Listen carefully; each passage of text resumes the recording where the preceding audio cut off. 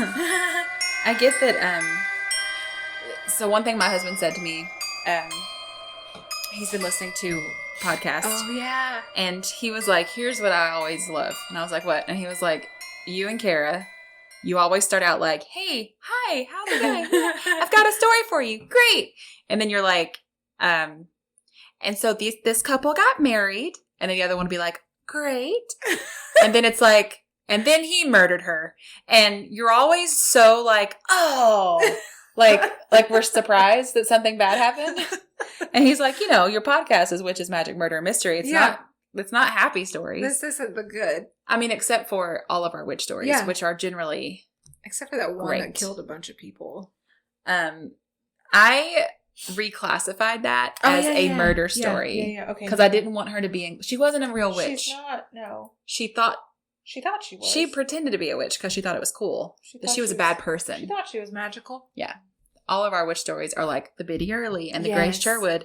Yes. And another really great witch story that I have that I haven't told yet. And I think I'm going to save it for October when we have all those extra episodes. Oh my gosh. And I'll put it on the regular feed just as my gift to you guys because I love you. It's her birthday gift to you all. I'm Megan. I'm Kara. This is the Witches, Magic, Murder, and Mystery podcast. We're so good at this.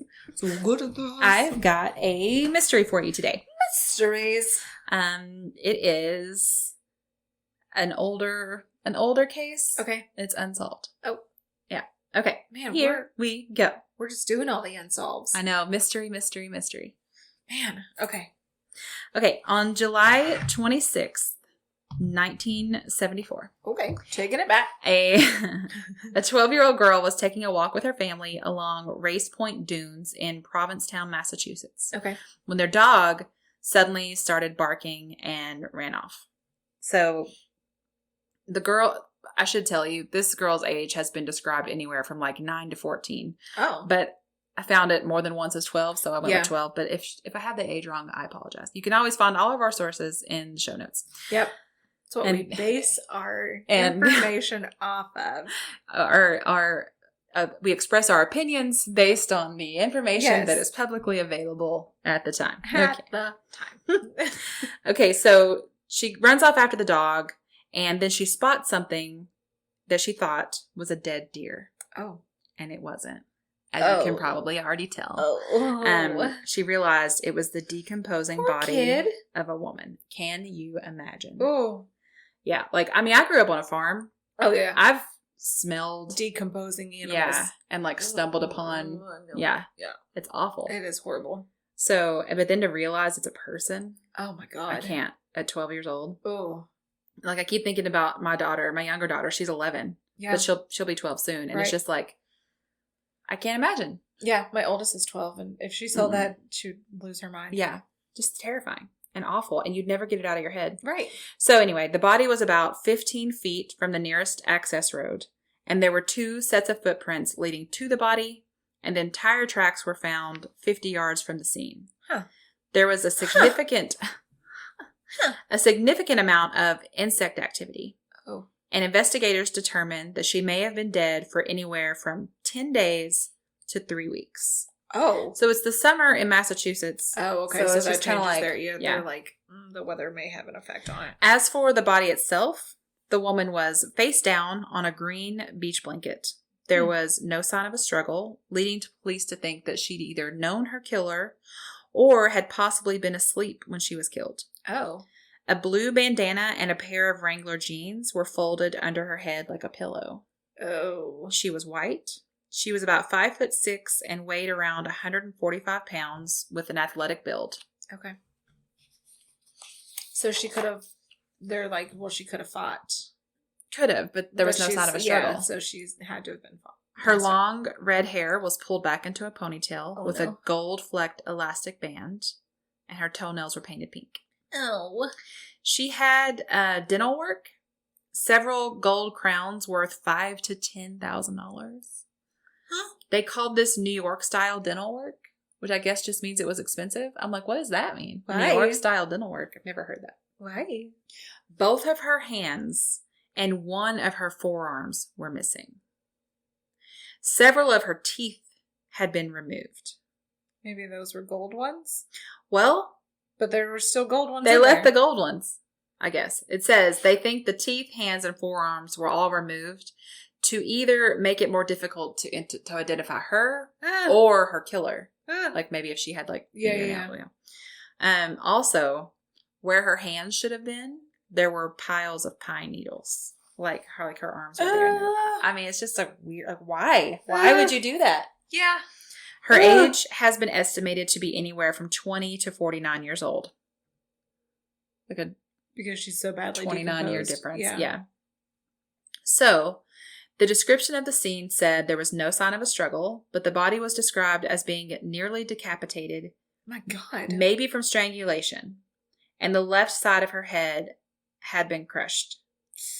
I kept seeing references to how they speculated the weapon was, they think it was like a military entrenching tool. Okay. And I had no idea what that meant. So I Googled to see what it looked like. And the best description I can come up with is that it's like a shovel with a shorter handle, and the shovel is turned like a hoe. Like a hoe.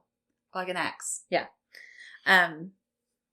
So I guess the no struggle things just means she didn't fight back, because obviously there were signs of violence. It's just that she didn't put up a fight. Yeah. So anyway, the head injury is what killed her. And there were also signs of sexual assault, most likely after she was dead. Oh.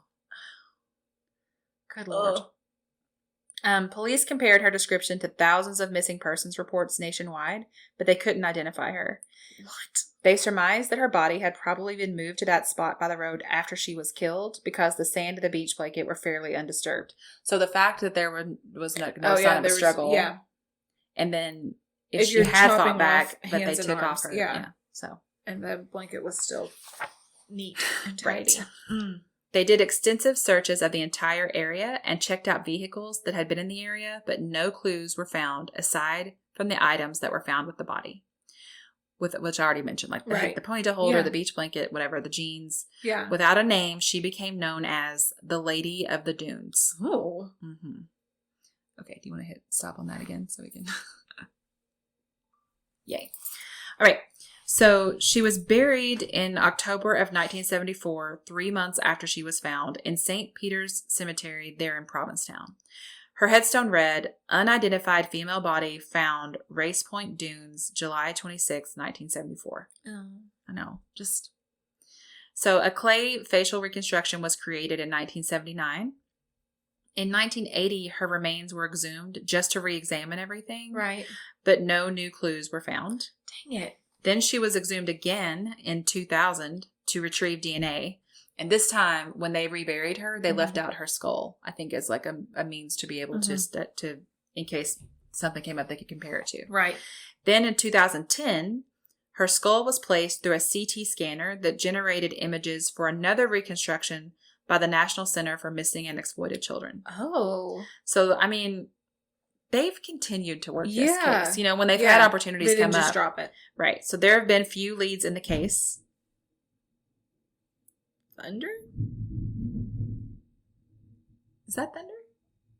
Or is that Jason dragging something down the ramp? I don't know, but I have to find out. It does look kind of cloudy. I think it was thunder. I don't see. Still thunder, though? No, there's no way.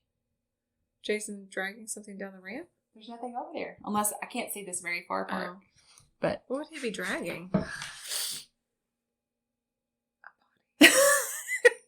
did Jason do?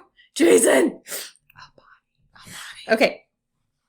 In 1987, a Canadian woman told a friend that she'd seen her father strangle a woman in Massachusetts sometime around 1972. Police tried to locate this woman, the Canadian woman, but didn't have any luck. Oh. So, like, that could be something. Right. But without being able to question her, it's just a dead end. Yeah. Then another woman told police that the reconstruction of the victim resembled her missing sister, who disappeared in Boston in 1974. Boston. There was a woman named Rory Jean Kessinger, a drug dealer and bank robber who'd escaped from jail in 1973 and would have been around 25 years old at the time of the discovery of the Lady of the Dunes. Authorities did think that the victim resembled Kessinger, But DNA from Kessinger's mother didn't match the victim. Oh, okay. Okay. I gotta pause here for a second, though, Yeah. and talk about this DNA thing. Because I learned something crazy from another podcast I love that's called Let's Go to Court. Which is, they feature crazy court cases, and it just about always is some sort of murder case that has just some sort of interesting court battle. So it's really good if you're into that kind of thing. And if you listen to us, you probably are. Yeah, like you hop on over. Apparently, there is a term called chimerism. I could be mispronouncing that. I'm gonna go with it. I think that's. You think that sounds right? That's it. I think that's it. So there's like a mythical creature called chimera, which is like, I think it has 2 heads or something like that. So that's kind of where the word comes from. But chimerism refers to animals or humans that contain cells of 2 or more individuals, and their bodies contain 2 different sets of DNA. If you really stop and think this through, it's like, it blew my mind to think about. So they think a lot of the times the way it happens is like if a woman is pregnant with twins and then one of the twins doesn't develop, those cells end up being absorbed by her body. Yeah. Or possibly by the surviving twin's body. And it would happen so early that you wouldn't even know there was ever a second child. I mean, that's one possible explanation. There are others. But like, it's assumed that this is a pretty rare thing. But also, how would you know unless you've had your DNA tested? Well, and also, like, I've read articles that says, like, once you've had a child with someone, you've absorbed some of their DNA as well because that child is within you. Yeah. So that was kind of what, like you could have like that guy's like. I don't know enough about how it works. I have 2 baby daddies. I could have both of their. But like the court case they did on Let's Go to Court was this. It was like a paternity suit. Oh yeah. That when they test the DNA, they were like, "Well, he's the father, but you're not the mother," and it's kind of like. I gave birth. This child came out of me. Yeah. And they thought that she was lying, and they thought that, maybe she'd kidnapped them. There's all this stuff. And it was like they had to interview people who'd known her when she was pregnant. They had to interview people who were there when the babies were delivered. Yeah. Like, it's hers. But the idea that the maternity part would be in question is so bizarre. But as it turns out, she was a woman who had this condition who... Oh my gosh. Like, she had a certain DNA in some parts of her body, but like her cervix had a different set of DNA. That's so crazy. Right. So, then that makes me question... Your womb is a person in itself. But that makes me question when they are like, well, the DNA doesn't match. It's like, well... Does it or does it not? How can we be sure anymore? Yeah. It's like, now I don't even know what to believe. Okay, somebody take... DNA from her cervix as well. It's like, how can you be sure? Can you imagine if you got away with it? Like if you killed somebody and they did a DNA test and you're like, well, I'm screwed. And they're like, well, the DNA doesn't match. And you'd be like, you'd be like, wait, am I innocent? You know what I mean? I'm good. I'm good. So I didn't do it? I thought I did. All right, guys. See y'all later. But it's really, like I said, people in general, they don't get their DNA tested. Right.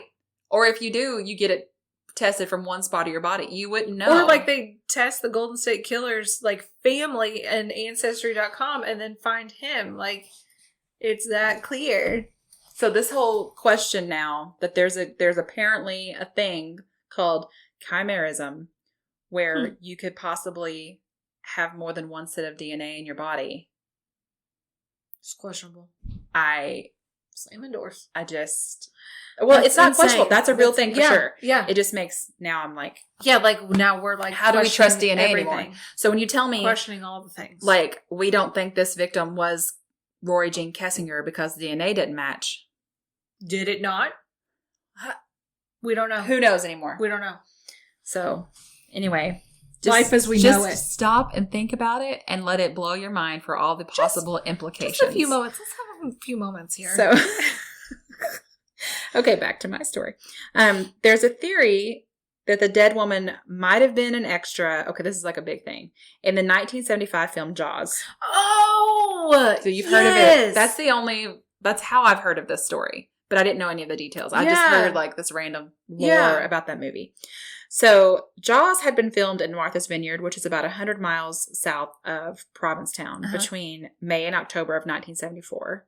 And like I said, she was found in June of 74? Yeah, July of 74. July. So Stephen King's son, so Jaws is a Stephen King movie. Stephen King's son, Joe Hill, was watching the film's 4th of July beach scene, which is about 54 minutes into the film, and he spots a woman in the crowd wearing a blue bandana and jeans similar to those found with the body. A lead investigator on this case did seem interested in this theory, but others were pretty dismissive of it, calling it like Right. far-fetched and wild speculation. And I mean, I don't know, when you have no idea who it is, Yeah. no speculation. Right. Let's just Let's take just- every theory. Let's just roll with it at this point. Still, there are like 6 other extras apparently who are also wearing blue bandanas. Yeah. So it seems like it was just kind of a common style. At But the she was a time, redhead. which is rare. Yeah. But maybe if she has the bandana on, you can't see her hair as much. That's I don't true. know. And I mean, my hair, where I've got highlights and stuff, there are people who think, like, who've never really seen me in person, who think I have blonde hair, and I'm like, that's weird. Yeah. I have totally red hair. Yeah. Anyway, there have been. Oh, regardless, the Jaws producers had not recorded the name of the extras. The names of the extras. Like now they do that, but Yeah. back in the 70s, yeah, it's a wild. We're just time. gonna give you some cash before you Yeah, go. you can be in this movie. Congratulations. There have been a few suspects. If you're familiar with the name Whitey, dang it, Bulger. Yes. I mean, is it Bulger or yeah. Bulger? I feel like I think it's Bulger. I think it's Bulger too. Yeah. I've read about him, but Yes, I same. just realized I don't know how to say it. He was a notorious mob boss and FBI informant, and he was in the news a few years ago because he was killed in prison. Before going to prison, he'd been on the run for several years. You can find podcasts about him. It's interesting. Yeah. Mob stuff doesn't interest me. Even True Crime Obsessed, which is one of my most favorite podcasts in the world. When they do mob episodes, I'm like, I don't even wanna I listen. like to watch documentaries on them and like stuff. I don't know. Yeah. I don't know why it doesn't interest me. It just doesn't. I don't know. Yeah. But anyway, he was seen with a woman matching the Lady of the Dunes description around the time that she would have died. So this is even more interesting because apparently Bulger had been known to remove victims' teeth in the past. Oh. But no link what do between you do with them? Just fairy? necklace. It's like those seashell necklaces. with God. teeth. No link between this woman or Whitey Bulger has been proven. The organized crime angle is interesting, though, right? Yeah. Like maybe that explains why it's such a clean crime scene. Right. And their removal of body parts seems Ooh. really extreme if it was But just why like a are the crime of pine passion. needles? I don't know. If it was like a seasoned professional killer, then the removal of the body parts would have just been like no big deal. Right. And the mob ties might also explain why it hasn't been solved because Yeah. people have a good reason to be quiet, either out of like fear or self-preservation or something. There's also a serial killer, Haddon or Hayden. It's got 2 D's. Oh. So Haddon? I mean, okay.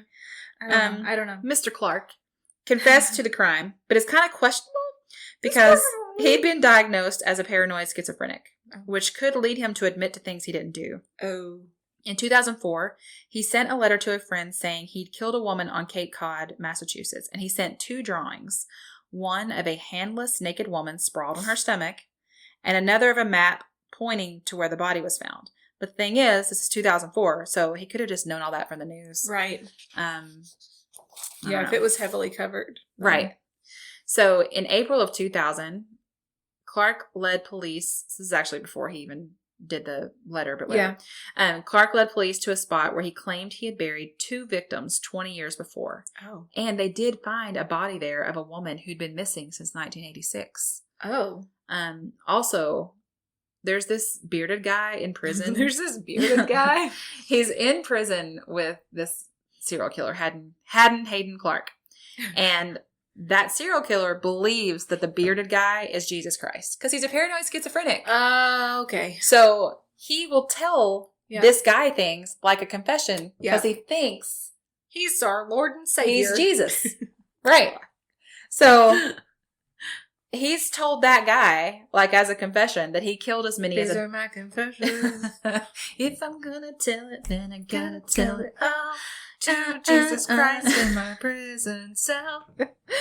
He told his Jesus that he killed as many as a dozen women and girls along the eastern seaboard between the mid-70s and 1993, the year he was arrested. The problem is that sometimes he tells the truth, Right. and sometimes he just leads you on a wild goose chase. Yeah. So he did, however, tell police where they could find a bucket buried.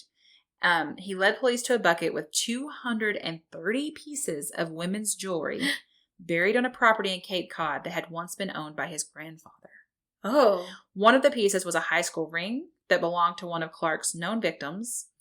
And Clark told his inmate friend, inmate Jesus, that the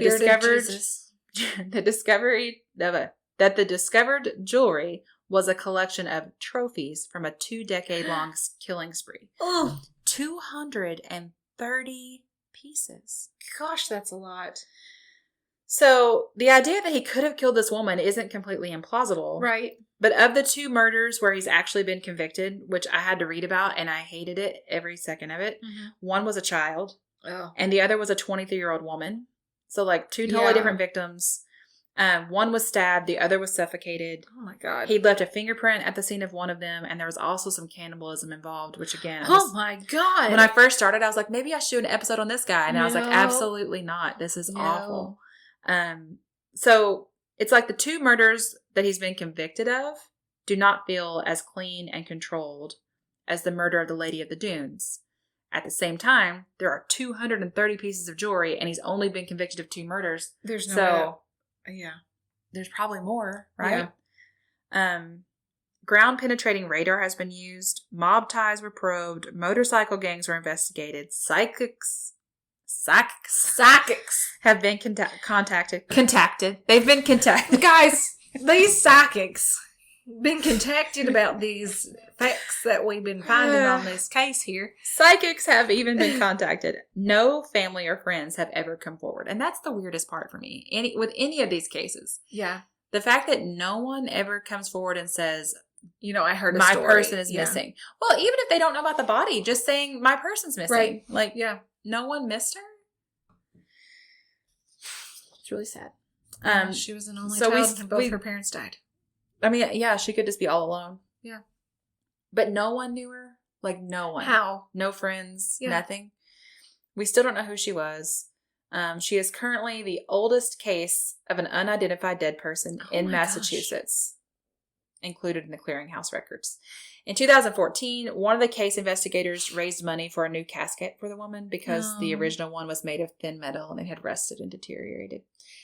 In 2019, investigators said they hoped to use DNA profiling, just like what was used to catch the Golden State Killer, to try and learn the woman's identity. Mm-hmm. In case you're not familiar with that, it involves using a combination of DNA and genealogy to find people who might be related to the woman and tracing her identity from there. Yeah. So if you aren't, so you aren't looking for a complete match to identify the woman. You're just looking for certain Family markers connections that indicate some type of blood relation. So it's like what she was talking about earlier. That's how they caught the Golden State Killers, that they, like, somebody had submitted their DNA to like 23andMe or one of those genealogy sites. Yeah, just trying to find their family. And that DNA ended up being connected to DNA found. I mean, it wasn't a match, but it was like, whoever this person is related to the Golden State Killer. And they eventually traced it back to him. Yeah. The articles about this are in 2019, and that's the last I can find about it. So, jeez, they haven't found any sort of match yet, or it's kind of like we're not going to know until they actually determine who killed him. Yeah. So, my gosh, I know. I did that 23andMe thing. Yeah. And I had the thought of like, what if I'm related to a murder? Oh yeah. No, I did the Ancestry.com one, and I'm just like, I can't wait for something weird to pop up. Mm-hmm. But mine takes me all the way back to like Revolutionary War and all I that don't really stuff. understand how to read my results. I mean, it tells me everything we probably already knew. I'm the whitest white person ever. That's about it. Oh, I have some. There's nothing interesting. I have some things. I mean, I've got some things, but they're like 0.04% or something. Oh, but it's interesting. Yeah. So, anyway, that's the unsolved mystery of the Lady of the Dunes. Lady of the Dunes. I just hate, We're looking for you. Yeah, I hate that we don't know anything. You don't know who she was. Yeah. Or who killed her. So, I mean, it could be that Haddon Clark guy. Well, and the fact that no one was like, oh, this warehouse was really bloody and messy, and I found some arms and hands. And yeah, no pieces were never found. But you're on Cape Cod. I guess those could be easily true. disposed of in the water somewhere. Or just buried. I mean, right. If no one knows where to start with an investigation, if you can't identify the victim or the killer, those body parts could be buried literally anywhere. Right. But I think that's what the ground penetrating radar was used for when they found, because they knew the land that his grandfather, the serial killer's grandfather, had owned. And so I think they were like, well, we'll just search that at least, but it didn't lead to anything else. Yeah. So, oh, all right, that's our story for the week. That's it. Man, oh man, oh man. Super sad. Yeah. Let's see this. Everybody go watch Jaws and see if you can identify I thought her. about it, and I'm like, I don't know. It's weird to look at it and wonder if that's her. Yes. So this episode is coming out on September 24th. Which is so close to October. Yeah, it means Friday, next October. Yeah. Yeah. So, I mean, next Friday is October. 2022. All right. So, we're excited about October. We hope you are too. Yes. We love you so much for listening. So much. You can find links to everything you need links to in our show notes, from the sources to all the millions of ways you can contact us. Yeah. And we love hearing from you. We really do. And we will be back next week. With all the things. Yes. Bye. Goodbye.